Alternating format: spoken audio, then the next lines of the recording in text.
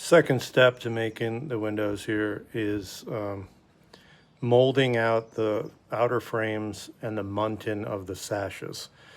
So they look like this when I'm done with this step. I'm going to show you how I set up the shaper. So this is my setup here. I'm super organized with my shaper cutters.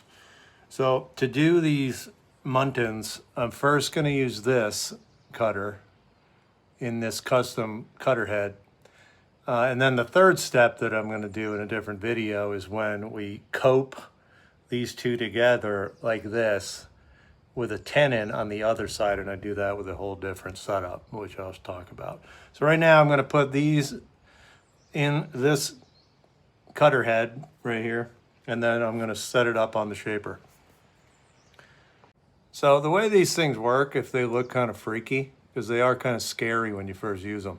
See these grooves in this cutter head? And then there are grooves in the back of this cutter, and these things go in like this. I'll lay it down here.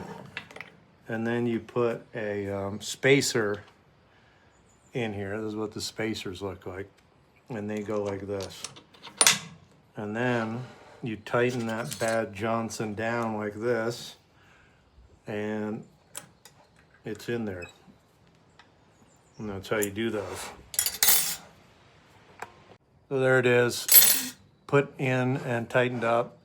You don't want to over tighten these, by the way, because it can kind of warp them, and then it won't be level. So now I'm going to put it on the shaper here.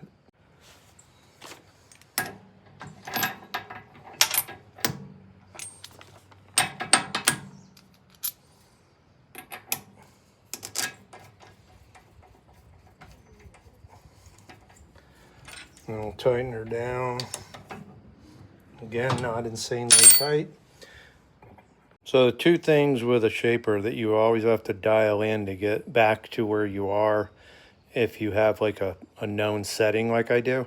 You have to adjust the fence depth this way to get the right depth of cut.